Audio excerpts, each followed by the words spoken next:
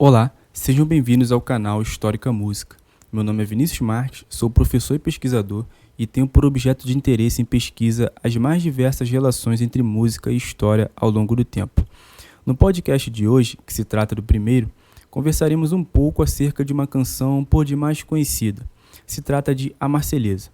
Isso mesmo, o cântico que conserva o status de ser o hino nacional francês, o hino oficial da França.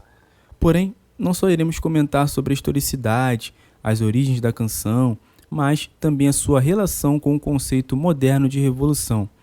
Verificaremos o que a mesma comporta, a partir de sua poesia, do conceito moderno de revolução, sobretudo que contempla o conceito a partir de 1789, quando o mesmo passa a compreender, de modo geral, uma concepção convulsiva de revolução. Isso segundo o historiador alemão Reinhard Koselleck. Nosso bate-papo será dividido em dois momentos. No primeiro, comentaremos brevemente a respeito das origens da canção, que apesar de seu nome fazer referência à cidade de Marsella, não é dessa região que a mesma se originou. No segundo momento, iremos pôr em verificação algumas passagens dos versos que compõem as 15 estrofes da canção, para que com isso apontemos neles os manifestos revolucionários característicos do conceito de revolução a partir de 1789, com base em 6 dos 7 critérios levantados pelo já citado Reinhard Koselleck em sua obra Futuro Passado. É isso, o Histórica Música está no ar.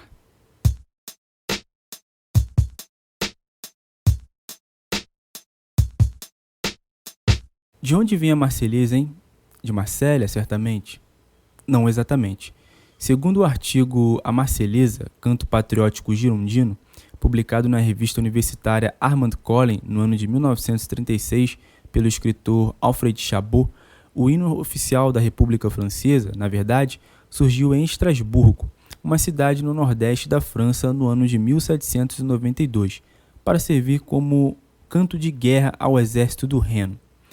A canção, que se trata de uma orquestra, apesar de ter ficado conhecida por ser de autoria de Ruth de Lisle, este último forneceu apenas as palavras e a música, pois todos os cravos e as partes que compõem a canção foram arranjados por Madame Dietrich. Já Joseph Kossek a melhorou quando escreveu a mesma para um coro de 5 partes. A primeira edição conhecida da canção foi impressa em Estrasburgo pela editora Dambach, como uma canção anotada, sem acompanhamento ou nome de autor, isso em maio de 1792. A segunda é da revista do Departamento Meridional e data de 23 de junho de 1792. O novo hino coloca a nação contra os ferozes soldados dos reis conspiradores, contra os traidores emigrantes, contra os déspotas sangrentos, como citado por Chabot. Transporta para a propaganda popular a política de guerra do Grupo Roland. Foi ao cântico dessas palavras que os federados de Marsella foram da sua cidade para Paris, onde chegaram no dia 30 de julho e tinham saído no dia 2 do mesmo mês. Espalhada por toda a capital, a Chante de Guerra tomou o nome de Chante des Marcel, Rime de Marcel e, por fim, Marselhesa. Dado todas as informações, vamos falar um pouco agora acerca dos aspectos revolucionários presentes na letra da canção. Para o historiador alemão Reinhard Koselleck, em capítulo de seu livro Passado Futuro, o conceito de revolução possui certo conjunto de critérios a serem observados. A primeira se trata das variáveis do uso da extensão do termo do ponto de vista linguístico. Por exemplo, temos o termo revolução industrial, revolução cultural, etc. A segunda, que o conteúdo semântico, ou seja, o significado do termo revolução, não se trata de algo unívoco, quer dizer único. Por exemplo, a partir do século XIX, o conceito aponta para os sangrentos movimentos, golpes políticos e entre outros de semelhantes características. O terceiro, que o conceito de revolução é um produto linguístico de nossa modernidade. Isso quer dizer fruto da experiência de tempo imediata permitida pelas constantes transformações. Mas é, sobretudo, com os levantamentos trazidos no segundo critério apresentado que podemos verificar e analisar os aspectos revolucionários convulsivos presentes na poesia de A Marselhesa. No primeiro levantamento, para o historiador alemão, a partir de 1789, o conceito de revolução é pensado como um coletivo singular. Tudo neste mundo é revolução, um princípio regulador. O conceito adquire um sentido transcendental, um princípio que rege e regula tanto o conhecimento quanto a ação de todos os homens envolvidos. Neste sentido, algumas passagens de A Marselhesa nos permitem a interpretação de tal coletivo singular do conceito. A repetição da expressão "as armas, cidadãos", por exemplo, ao passo que se trata de um chamado encorajador à Constituição da República Francesa, isso à medida que trata como cidadãos aqueles que ainda hão de lutar por tal glória, a sua condição jurídica de cidadão, pegar em armas também presta a outros fins, sendo direcionado contra a tirania, pela formação de batalhões, contra a escravidão, contra o simbolismo estrangeiro e até em pró à pátria, tal como simboliza a pintura de Eugène Delacroix, a liberdade guiando as pessoas.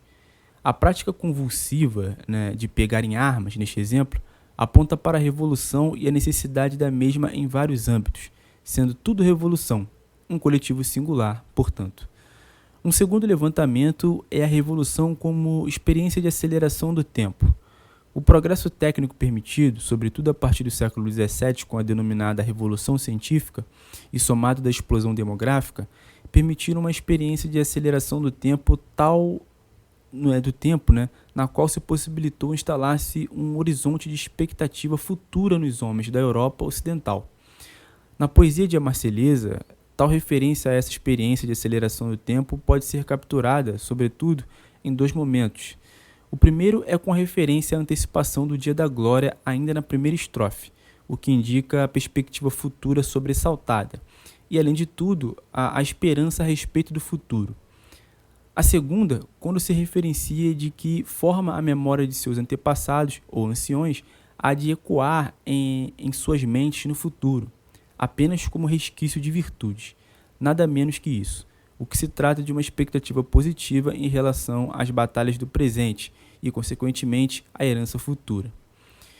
No terceiro levantamento, todos os prognósticos posteriores a 1789 passam a ter caráter revolucionário, é assim que é tratado.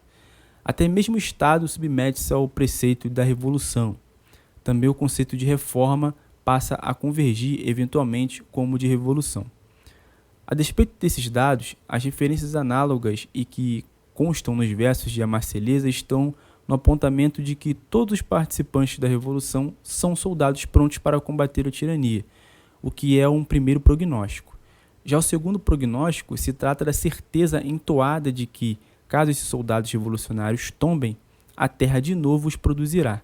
Até mesmo o prognóstico de derrota é a certeza, ou o caráter revolucionário de que a transformação não irá de cessar. Num quarto levantamento, e cuja premissa tem ligação direta com o anterior, as referências podem ser notadas na poesia de A Marselhesa de modo geral, pois perpassa todos os versos da canção. Trata-se da alteração também da perspectiva em direção ao passado. Revolução como um conceito perspectivista que apontava para uma direção irreversível. Isso acometeu também a perspectiva histórico-filosófica. Toda a poesia de A Marselhesa entoa a perspectiva inevitável do momento revolucionário. Frases com verbos conjugados no presente e perspectivas convictas, tais como marchemos, que o sangue impuro águe o nosso arado, as armas, cidadãos, tremei, tiranos, indicam a direção da posteridade e a impossibilidade retarguada do futuro. No quinto levantamento, acerca de distinguir-se agora o trajeto da revolução, sua etapa política e sua etapa social, no qual o objetivo da revolução política seria a emancipação social dos homens, uma pequena palavra entoada na letra de A Marselhesa, se não suficiente, ao menos suscita os objetivos de emancipação de todos os homens, de mudança na estrutura social. Se trata da palavra liberdade. Tal termo confirma seus status quando contrasta com outra palavra também citada na poesia, a expressão escravidão. Com isso, apesar de quase toda a letra do hino francês apontar inflamadamente a desordem social, a expressão liberdade indica seus objetivos fins, sem distinção entre os seres humanos. O sexto e último levantamento, cujo aponta para o caráter universal, geográfico e permanente, temporal da revolução, apesar de não ser possível constatá-lo concretamente, a perspectiva do caráter universal da revolução na poesia de A Marselhesa, ao menos é possível suscitar, isso por dois motivos. O primeiro, porque a constituição do hino à Marselhesa, tal como comentamos anteriormente, foi outra cidade francesa, o que supõe uma ideia de abrangência geográfica do desejo revolucionário. O segundo, os ecos que foram produzidos pela Revolução Francesa, influenciando com seus símbolos, tal como a Marselhesa, né? Por isso, o Ecos da Marselhesa, de Eric Hobsbawm. Para além da Europa, o ímpeto revolucionário produzindo movimentos como o da Revolução Haitiana, por exemplo. Já o caráter permanente, ou seja, temporal da Revolução, tem sua constatação facilitada na poesia do hino da França, né? Uma passagem, cuja já fora semicitada por nós, resume a compreensão, né? Abre aspas. Se tombam os nossos jovens heróis, a terra de novo os produz. Essas constatações certamente valeriam uma investigação mais aprofundada, até mesmo por razão de tradução do francês para o português ter sido feita aqui de modo livre e simplificado. Porém, o que fora feito já é o suficiente para uma boa compreensão de que a historicidade do conceito moderno de revolução se reflete também nos seus símbolos produzidos ao longo da ocorrência dos eventos, tornando os mesmos únicos e verdadeiras fontes históricas, né, para a compreensão da trajetória semântica e de extensão do conceito moderno de revolução. É isso.